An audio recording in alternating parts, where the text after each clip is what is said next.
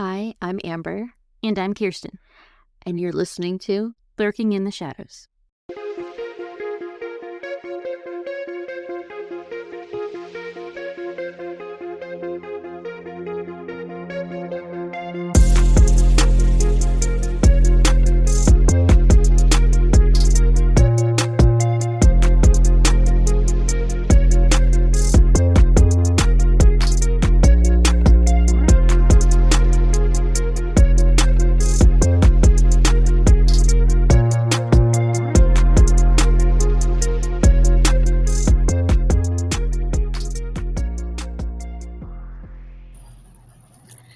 Welcome to True Crime in a Den Where we tell you a chilling story. in 10 minutes time. This is our short story segment where we give you 4 shorter-ish cases Yes. in one episode because they're not quite long enough to be their own episode, Yeah. but we still want to share their cases. And they usually are pretty interesting cases, I think. I think my two Yeah. are quite interesting, actually. Yeah, and I have 2 international cases this week, and they're pretty juicy. Mine are pretty unsolved. Yeah, mine are too. No way. So I guess that's funny because we're actually talking about doing like themed true crime in a dice. Yes. Where we want to do a cruise ship disappearances one. I think I have a love triangle one putting together, like love triangle murders. If you guys have ideas, shoot us an email. Yeah. So this can maybe be an unsolved one. Yeah. Theme. Yeah. Why don't it?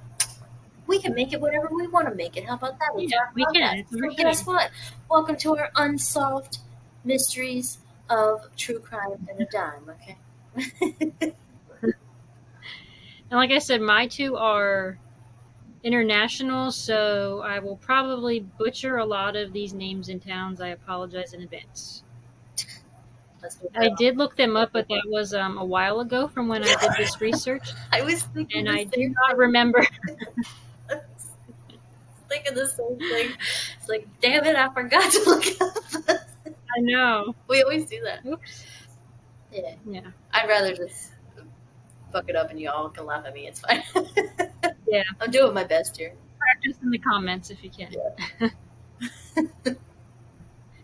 All right, so the first story is Mateusz Kawecki. He was a 30-year-old Polish man from a small village called Hutko in southeastern Poland. He'd been working as a construction worker alongside his father in Hanover, Germany for about 5 years and lived with his father. He was a quiet guy and cared about his family. On March 28th, 2018, he headed to Poland to see his pregnant fiancée, but never made it. Mateusz was in a long-distance relationship with his Polish fiancée, who lived in a village called Lipia Góra in northwestern Poland. She was pregnant with his baby. On the evening of March 28, 2018, she went into labor, so Mateusz set out driving his 1998 BMW 525 at around 11:30 p.m. from Hanover to Lipia Góra, which was about a drive of 402 miles or 647 kilometers. This was a drive he had done many times before and usually takes about 6.5 to 8 hours depending which route he took.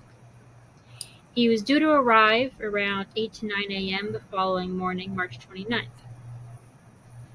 However, Mateusz never shows up.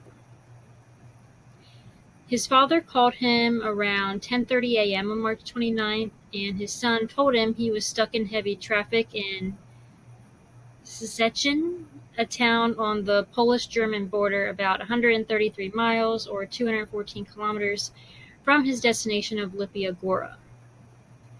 Around that time, he also texted his fiancée telling her he would be with her in about 2 hours. The German-Polish border wasn't staffed and there were no passport checks, although there were number plate recognition cameras. Hours go by and there is still no sign of Mateusz.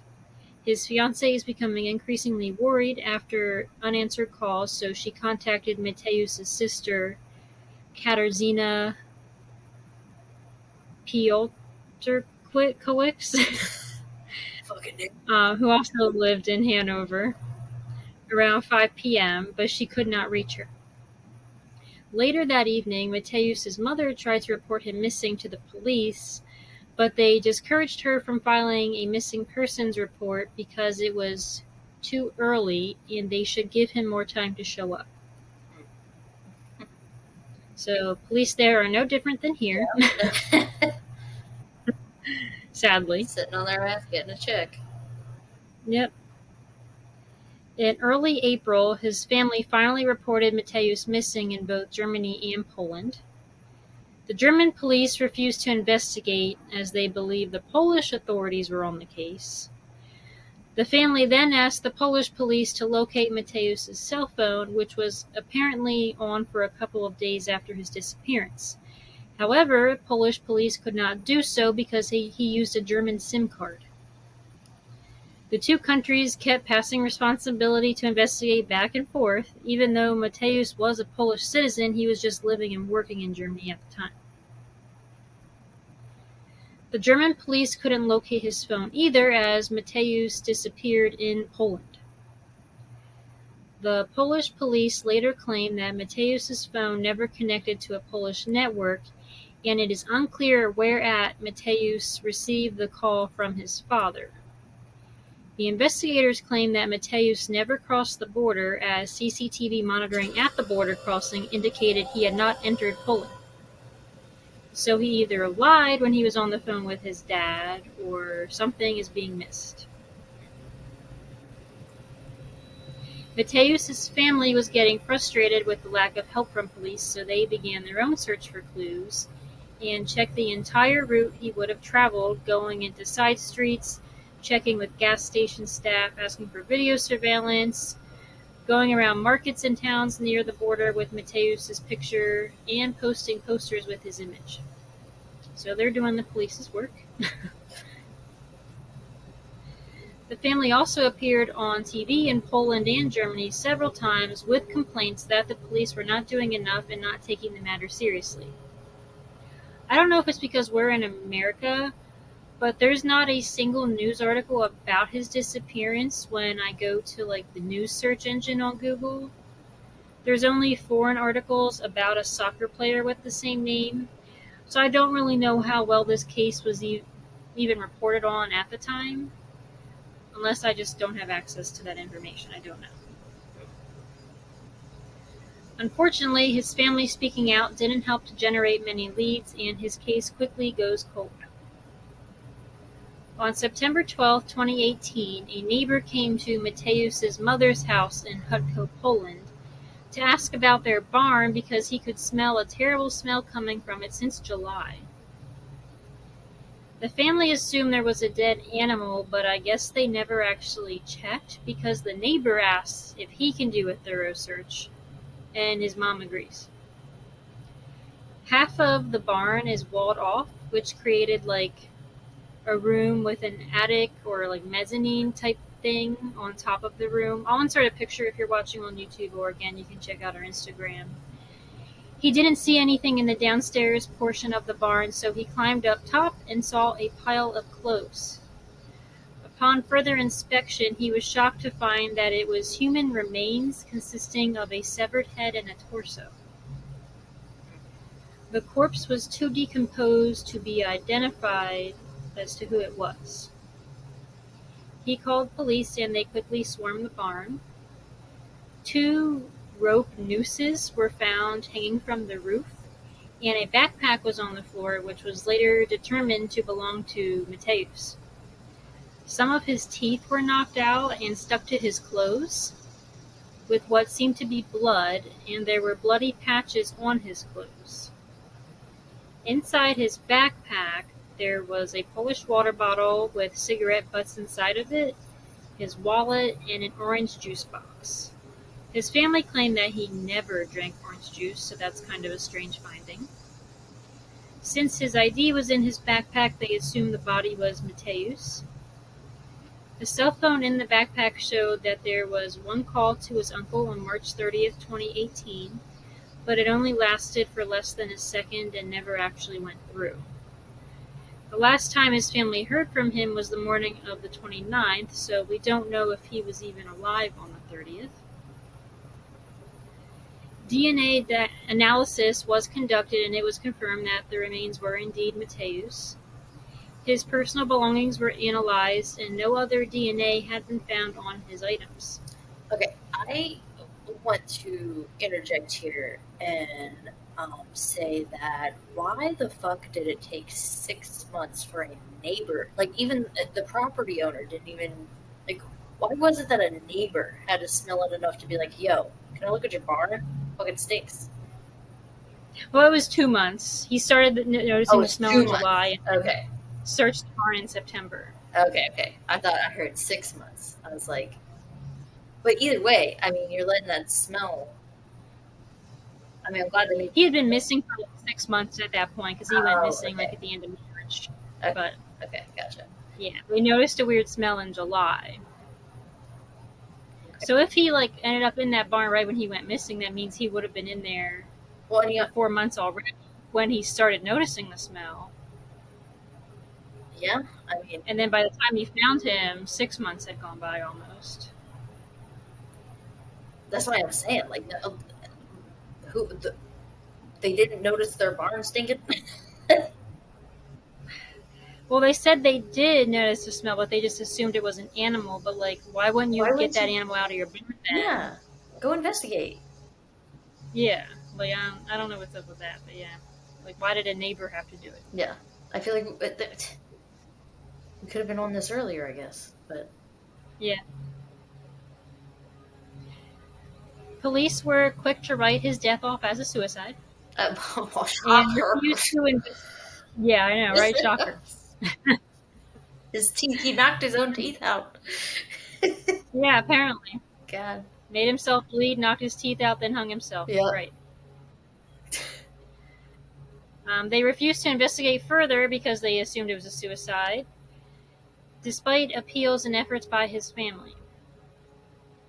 They believed that Mateusz had planned his death and said there was no evidence of foul play. 4 days after his body was found, his family discovered his shoe in the barn with his detached foot still inside of it. Jesus. This showed the family that the police hadn't even bothered to search the barn properly because they were like, suicide, see ya, we're done here. Yeah, because that automatically it's not a crime scene. It's not a crime scene, so they're not going to sit there and put in the effort to do anything. So, but literally, that grinds my gears too. Right? I know. Like, how many cases has this happened in so far? Like, half-ass in a fucking crime scene. It's literally a severed leg. Like, what are you doing? That's why I am convinced that one of the requirements to be a police officer is no common sense. This is happening way too frequently to make any sort of sense. It's ridiculous. So things start to get a little weirder during the investigation. German police obtained security footage and searched Mateusz's apartment in Hanover. Experts in Warsaw then analyzed all of the evidence. Based on what they found, prosecutors were able to establish that Mateusz had lied to his family on the day of his disappearance. He was not in Szczecin when he'd called his family like he said, and wasn't driving at that time either. Instead, he was still in Germany, according to receipts found with his belongings. He took a train to Frankfurt an der Oder, a German city on the Oder River at the Polish border. It's known for its red brick Gothic buildings like the town hall, which houses part of the Museum Junge Kunst and its collection of East German art. He most likely would have walked over a bridge to the Polish town of Słubice almost 24 hours after telling his family he was already in Poland. He then appeared to have checked into a hotel with an unknown person. The next day, he took a train to Warsaw and then a bus to Zamość, the largest town close to his home village of Hutko, Poland, which is about 13 miles away. He arrived in Zamość around midnight, but it's still unknown when or how he got to Hutko where his family lived. The plan wasn't for him to go to his family's house. He was supposed to go see his fiancée and newborn child. So how and why did he end up there? Because his car has never been found in either Poland nor Germany despite extensive searches. They did not find evidence of it being transferred to a new owner or deregistered. The keys to the BMW have also never been found, despite his wallet being found in the backpack at the barn. The attic in the barn was visible from the ground, and his family said that they used the barn throughout the summer of 2018, so it seemed very unlikely that they wouldn't notice a hanging body, which I mean, I agree. Yeah, I agree. And again, I'll insert a picture, because, like, going into their barn, you can see right up to the attic area. Like, there's nothing blocking it, so like you would definitely see a hanging body. This case is a lot like the Tanner Ward case in Chapter 1, whose body was found hanging from a tree in an area people walked past. And if you don't know what I'm referring to, go back and listen to True Crime and Dime Chapter 1, because it's a crazy story. Mateusz's cousin said, "It is very strange because we have been to this barn many times during this time. The door was wide open and nobody noticed anything. The prosecutor claims that he was hanging there, but we do not think so because we did not see him there." End quote. And I think that's valid, because, like, how do you miss a hanging body? Yeah. Yeah. And same with Tanner Ward. He was not hanging in that tree for 6 months. No. Mateusz's sister accused the officers who were initially involved of negligence, as they initially refused to search the barn thoroughly because it would take too much time to sift through the hay. I'm sorry, that's your job. I was just saying, oh, that's like me showing up to my job, or you showing up to your job and be like, you know what, I don't feel like taking care of this patient today, you know? I'm not here to do my job. Yeah, like, my patients, that's too many today. Sorry. Yeah, sorry, I can't take that, you know, 5th or 6th one or whatever, you know, like, sorry, can't do that. Bitch, that's my job. That's what I get paid to do. Right? Like, make it make sense. Why are we just all making excuses? I don't know. While the prosecutors found the officers' actions did not meet the standard for criminal negligence, an internal police investigation did find wrongdoing, and 2 officers were reprimanded. So there's a lot of unanswered questions in this case, and there's really not a lot of information out there. Like, what was his relationship with his fiancée like? Were they having issues? Because I know it was a long-distance relationship, so maybe it just wasn't working out. I don't know. Yeah. Who did he meet at that hotel? And why, of all nights, did he go there when his child is being born? Yeah. Like, was he excited to be a dad, or was he dreading it? Where is his car? Do you have a theory? I mean, I think he was murdered. Yeah. I don't think he hung himself, but for the motive, I have no idea. Or who I don't know if he was involved in drugs. Was a drug deal going wrong? One of those wrong place, wrong times. Maybe, or maybe like he was going out of his way to do a drug deal in his parents' barn because it's like, you know, secluded, kind of, no one's going to see it happen, and then they kill him in there. I don't know. And then maybe they just put the nooses in there to stage it as a suicide. Maybe. Good theory. And if he did hang himself, like, why? Was he ever suicidal before? And if he didn't, who killed him? Why were some of his teeth knocked out with blood on his shirt? Yeah. Like, that shows me there was a struggle. That, to me, yes. There was some kind of violence, some kind of escalation, some kind of anger or fight over something, or, you know, that's why I don't know. To me, it's like a drug deal gone wrong, or Right, yeah. Um, Because one of his feet were removed. got caught up in a circumstance. That's what I'm saying. Like, got caught up in a circumstance that, like, also he didn't mean to. Maybe, like Yeah. driving I on don't know, the because road. it seemed like he was tortured in some way. Yeah. Like they busted his teeth out, cut his foot off. Like I don't know. Yeah. That's weird. It's crazy. And then also, like, why were there 2 nooses and not just one? Yeah. Who would the other? I don't know. For? I don't know. So that's the end of this case. Like, there's no answers really. Wow. Just questions. Yeah, and a written off case that it's a suicide. Yeah. And it wasn't that long ago. 2018, that was only 7 years ago. Yeah, that really wasn't that long ago, actually. You're right. We're not that old. No. I feel like if they really did some police work, this could be solvable. I mean,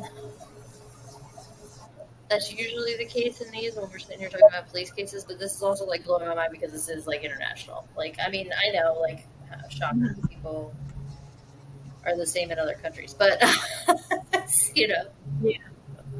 it's still really sad, that it's no better. It is. Alright, my next case is Diana Dawn Vicari. Was a 19-year-old student at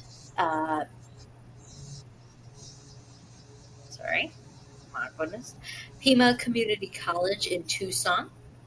She thought about attending University of Washington to be a marine biologist, which was inspired by a SeaWorld trip that she had taken with her family when she was 8.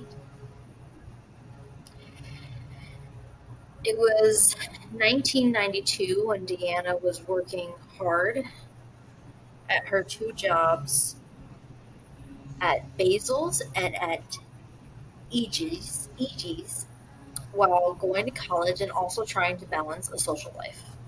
Friends and coworkers had nothing but kind things to say about Diana. She is young and beautiful and just trying to enjoy life. At the time, Diana was in the process of moving to her mother, Caitlin's, in the Tucson, Arizona area.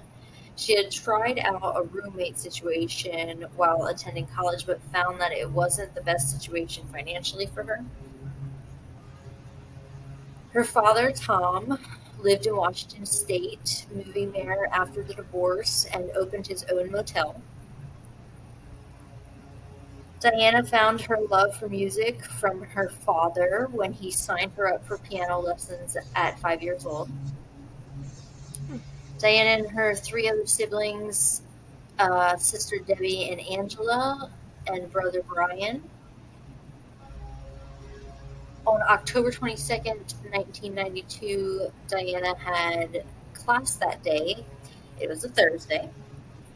She left her drama class she had that night at the local high school and ended up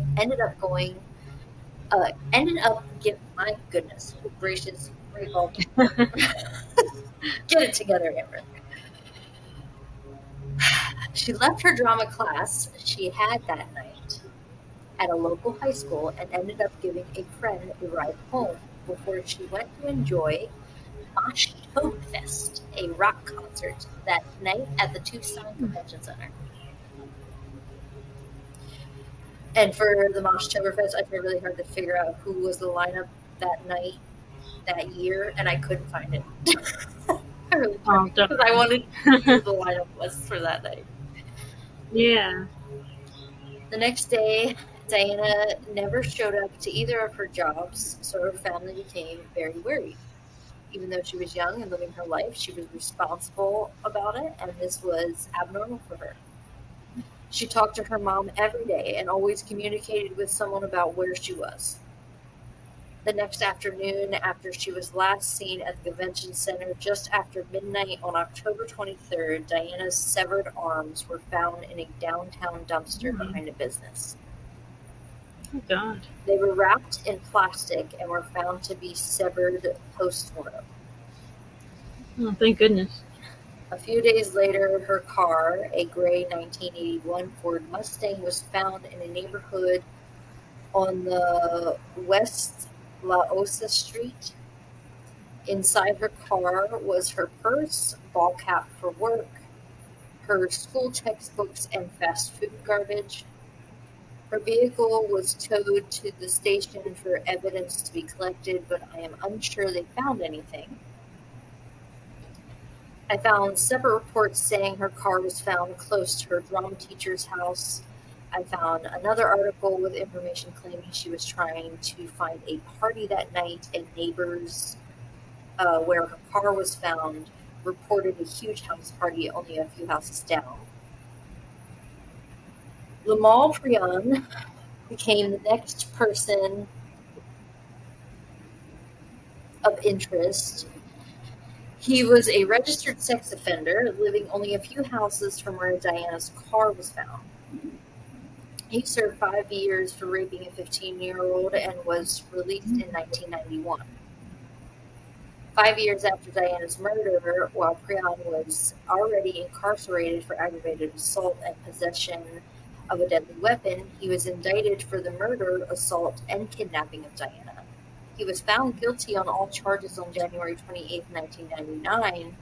What really won the case, I think, was a testimony from a bartender who claimed to have seen Prion and Diana at the bar that night.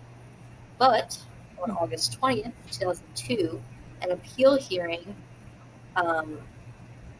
found that they had no physical evidence linking Prion to the case. They only presented with circumstantial evidence during the 1999 trial.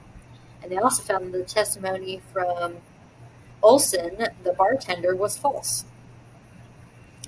Prion's charges were dismissed, and he was released from Utah State Prison. The Vicari family offered $7,500 and $2,500 was offered from the local crime tipsters, a total of a $10,000 reward for any information leading to the prosecution of Diana's killer. Her family has been very active trying to bring attention to Diana's case. Her older sister, Debbie, and her mother, Caitlin. You know what? Kathy. Her mother, Kathy. Her fucking name is Kathy. And her mother, Kathy. I think I called her Caitlin earlier. It's fucking Kathy. God damn. Kathy had done many local news interviews begging for anyone to come forward. Diana's body has never been found. And in 2008, Debbie posted a tribute song for her sister, Diana. And we will, I have that link then for you, Kirsten. We will link that YouTube song that Debbie had posted as a tribute to her sister back in 2008. Aww. Sadly, Diana's older sister, Debbie, died in 2009, 1 year after posting her song. Oh, wow. Her brother and mother have also passed away before getting any answers. Her only surviving sibling is Angela, who was 16 when Diana died, and is the only voice that is keeping her case alive, hoping to finally get the answers that we need. Yeah. And I have a quote here from Diana's mother. Quote, Diana had a ready smile and a quick wit. She faced life with joy and enthusiasm. She was a true friend. Her motto was, trust is my middle name. She was a team player and always spoke up for what she thought was right. She loved children and animals. Diana left an ache in our hearts and a hole in our souls, and we will always miss her. Oh, that's sad. Anyone with information on Diana Vicari's death, please call 520-88-CRIME or 520-8827-463. Hopefully it'll get solved someday. Yeah, I hope so. All they have is severed arms, is that not? Yeah, that's all they have. So they never found the rest of her? Nothing. Severed arms wrapped in garbage bags found in a dumpster is all they ever found of that woman. Severed arms, Kirsten. That makes my mind like Like, what happened? And it was Right. the next day those 7 And like, arms were what found. did they do with the rest of her, and why would they just throw her arms out? Yeah, why in a dumpster downtown? Yeah. It's like they wanted some of her to be found. I don't know. I'm telling you, like, to me, the way this happened with like severed arm, like within less than 24 hours. I mean, her arms are in a dumpster downtown. You know what I mean? Yeah. So to me, Yeah. it sounds like a serial killer or something got her, like somebody who knows what they're doing, or Yeah. Like, this wasn't their first time. no, they got away with it, Yeah. Yeah, I don't know. It's scary. right? That was crazy. Okay. All right. Next case is Lars Mittank. Lars Joachim Mittank is a German man who disappeared on July 8, 2014, near Varna Airport in Varna, Bulgaria. He was on vacation with friends when he experienced what is believed to be a psychotic breakdown after an altercation with some individuals. He fled the airport and was never seen again. There is a little more information on this guy than the last. Lars was born on February 9, 1986 in Berlin, Germany, but grew up in Itzehoe, Schleswig-Holstein, where he lived his whole life. He worked at a power plant, had friends and a girlfriend. He visited his parents frequently. After his father suffered a stroke, he often helped at his parents' home after work. Wikipedia says he was described as a normal person. A normal person. Yeah. Like, no mental illness or anything like that. On June 30th, 2014, Lars traveled with 5 of his friends to Varna, Bulgaria. It was his first journey outside of Germany. He was 28 at the time. The group was on holiday, as Europeans would say, at the Golden Sands, a popular seaside resort just outside the city of Varna. His friend Paul Roman recalled in 2016 on German television, quote, "The week went by really fast. We relaxed on the beach, swam in the pool, played football, went clubbing. He was relaxed. He was in a good mood," end quote. Another Fred, Tim Schultz, said that Lars did not eat that much on the trip and that he would only have a small bowl of soup or a small salad at a time. His friends reported no additional abnormal behavior by Lars until the end of the trip. On July 6, 2014, the day before the group was due to return home, they went out drinking at a bar. While there, Lars got into an argument over football, or soccer in the US, with some other men. He was a Werder Bremen supporter, and the others were Bayern Munich fans. Lars ended up leaving and disappearing the rest of the night.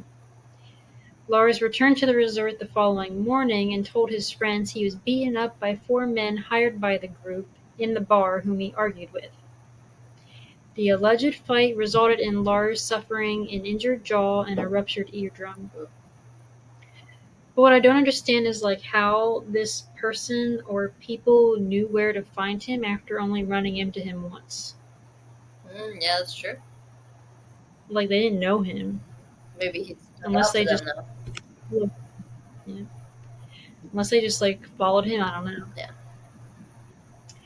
Lars went and saw a doctor who advised him not to fly and prescribed the antibiotic cefprozil 500 milligrams.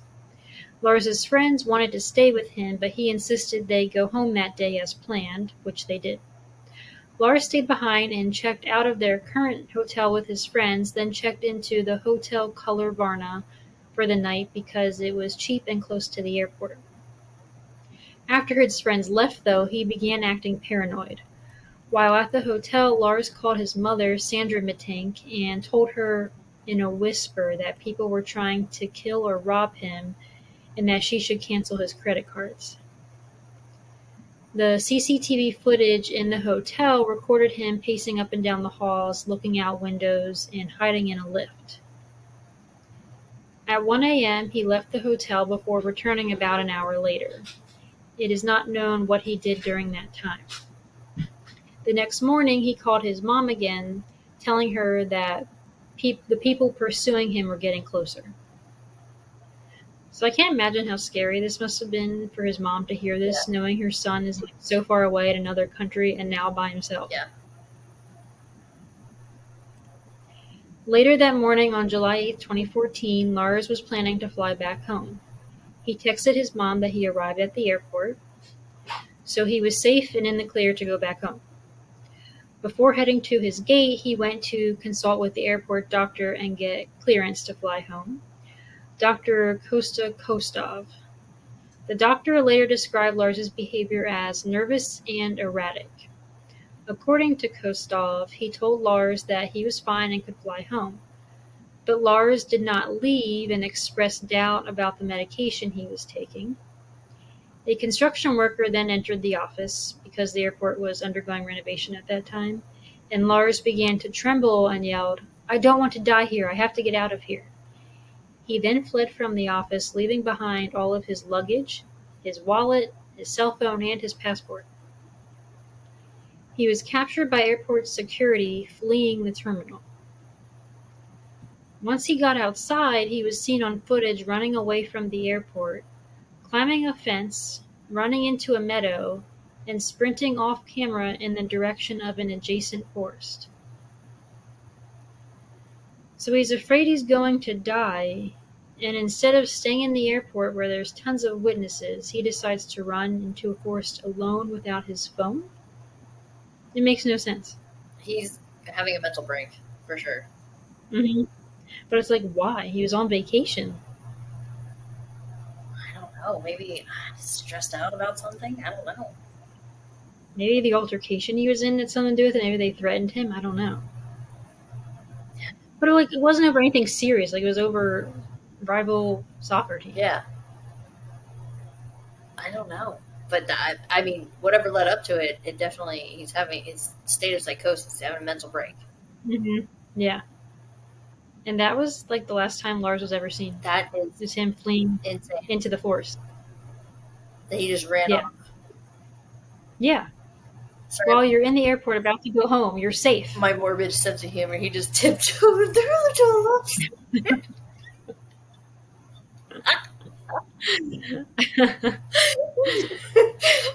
It was out of there, man. Like, holy. Yeah. Like, it doesn't make sense. Like, you're safe. You're about to get on a plane and fly home. Why are you running into an unknown forest? Yeah, you were so close. Where you will not be safe. Yeah. I don't know.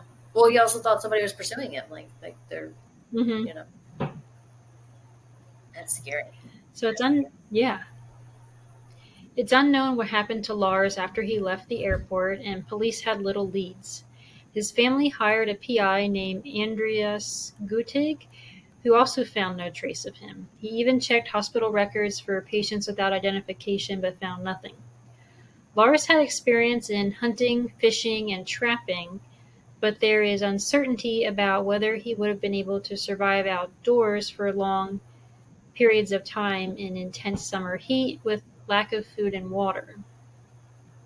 There have been multiple reported sightings of him in several other countries, but none have ever been confirmed.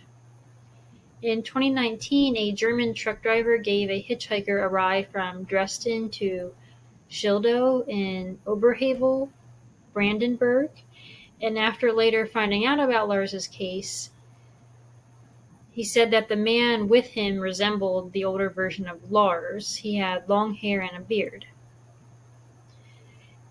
He said that his eyes seemed tired and his cheekbones were prominent. But again, this was never confirmed to be Lars. It has never really been established as to what exactly caused his paranoia. It's theorized anything from drugs, a reaction to his medication, a head injury from the fight, an undiagnosed mental health condition, or a genuine threat to his life, or a genuine threat from his unknown attackers.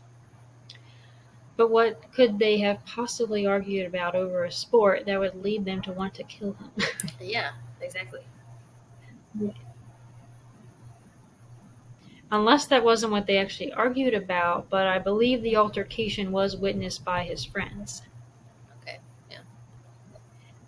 His friends and family say he never took drugs and had no history of mental illness. It was also suspected that his unusual behavior was the result of a rare side effect from the antibiotic that he was prescribed, which can lead to hallucinations and paranoia, but according to Kostov, Lars wasn't taking them because he never actually filled the prescription. Kostov said, "So his behavior couldn't have been a result of that. I can't think of a single reason why he left my office in such a panic. I'm still confused." And so am I. Yeah. Yeah. So if it wasn't mental illness and it wasn't drugs, like where did he go and why? And why? Like who was he so afraid of? Yeah. That's crazy. And this was his first time outside of Germany, so it's very likely he got lost and maybe succumbed to the elements. Probably, honestly. I mean, sadly, but yeah. But it just doesn't make sense. Like, why did he feel he was more safe outside of the airport than inside? I don't think he did. I just don't think his brain was not computing at the moment. I mean, Yeah. why at any moment, Kirsten, whether you thought you'd be safer inside or outside, are you like jumping over an entire fence? And when there's probably cars around or something, wouldn't you rather like go break into a car or something, like get me out of here? Right. I mean, I'm not going to run into a forest. Yeah, that's what I'm saying. So like his brain was not working at that. Yeah. You know. His mom created a Find Lars Mittank website that I'll link in the show notes. At the time of his disappearance, he was listed at 180 centimeters or 5'11" with dark blonde hair. He has a scar on his left forearm.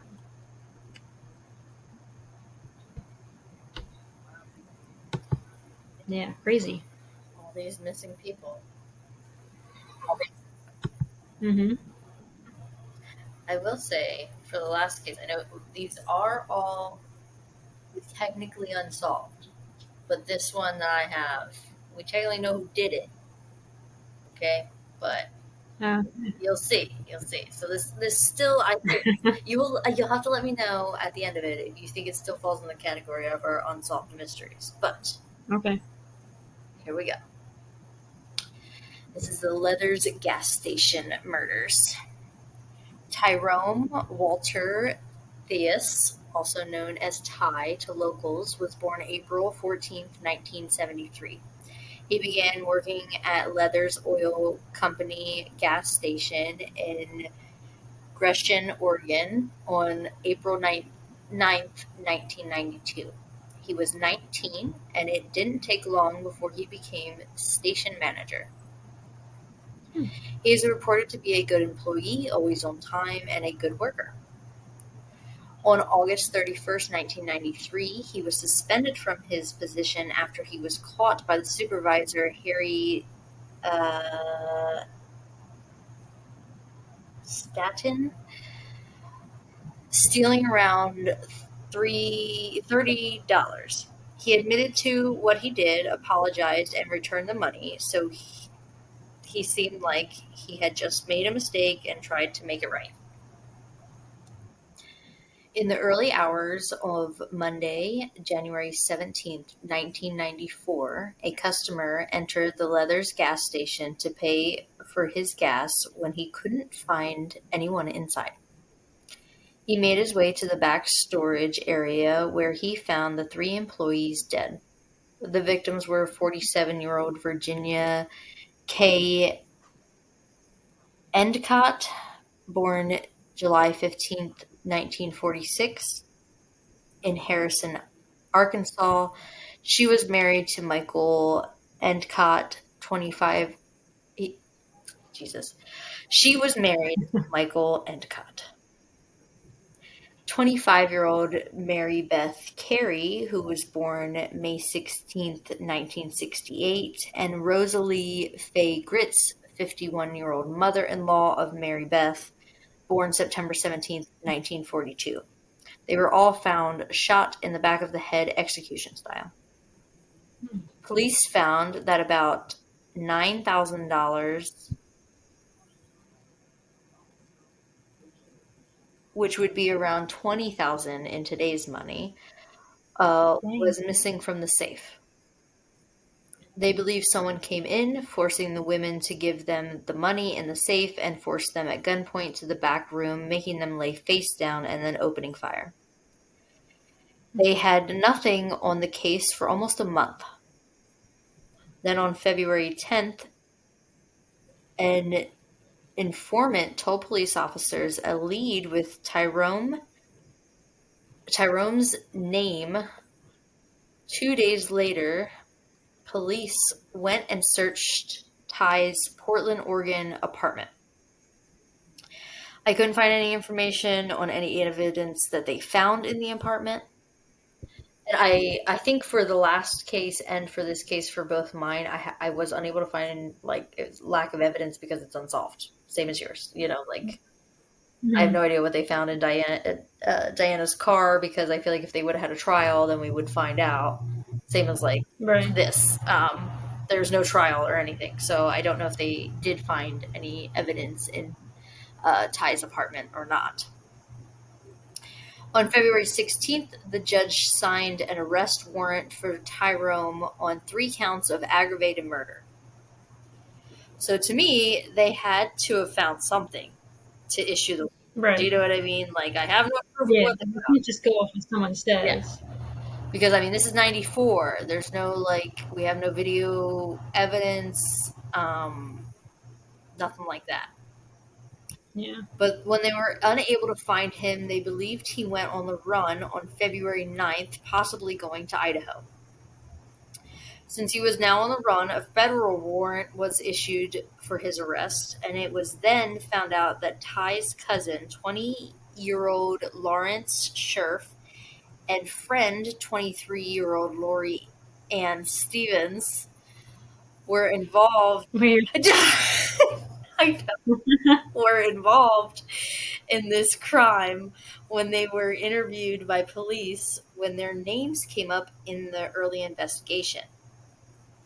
In an attempt to get the public's help to locate Ty, police released details to be on the lookout for Tyrone, who is 6'4", 180 pounds, brown hair, brown eyes, and has a Black Panther tattoo on his abdomen.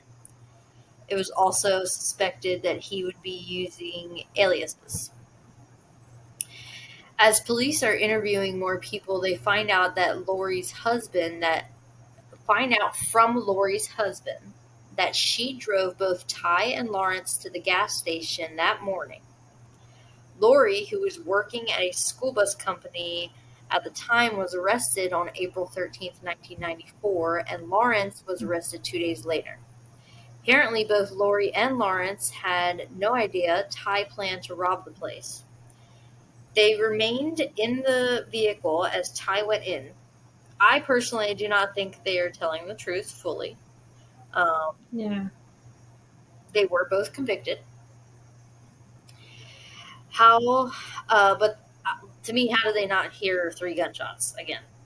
Right. Yeah.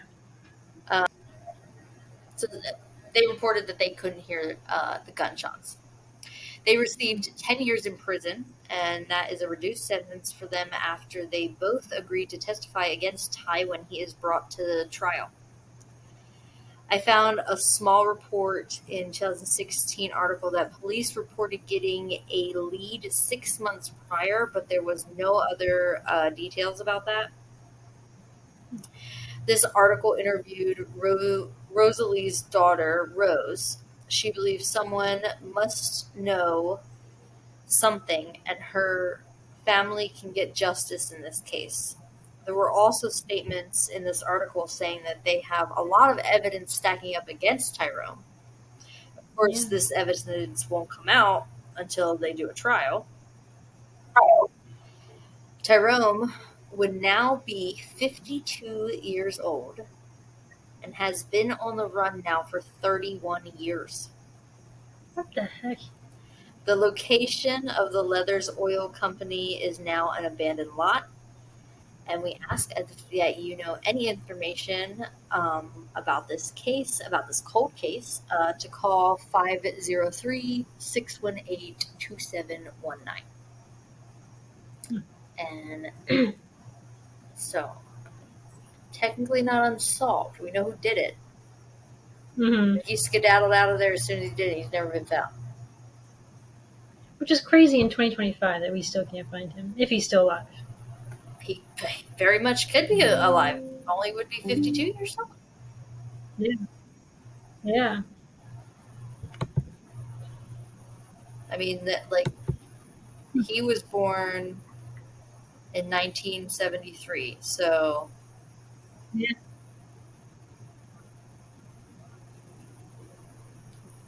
he was Yeah, I'm not doing that math right now, but he was literally 19 when he did this crime. Mm-hmm. Yeah. And has been on the run ever since. We'll post a picture of this man. If you see him, call police. He'd be 52 now, but yeah. He'd look a lot different. But no, they have no other information on him because, I mean, back in the 90s, there's no cameras or nothing. They had nothing. Right. Yeah. That's crazy. Isn't it? Isn't that nuts? I hope you guys enjoyed this true crime and a dime case. I think it was a pretty good one, actually. So yeah, we are going to do 2 more themed true crime and dimes coming up. And then we'll do our regular random ones too. But if you like the theme ones, let us know. And if you have any ideas for a theme, let us know. Yeah, definitely. Send us some ideas. Make like a shadow and follow us on Facebook, Instagram, and YouTube at Lurking in the Shadows podcast. I swear I'll get this perfect one time. Check us out on TikTok. Okay, I struggled in the beginning. Check us out on TikTok. I couldn't even say the name. Yeah, that's right. In the shadows. If you watch or listen to that blooper reel. Lurking in the Shadows pod. And any questions, concerns, or case suggestions, shoot us an email at Lurking in the Shadows podcast at gmail.com. And keep lurking around for our next episode. Bye. Bye.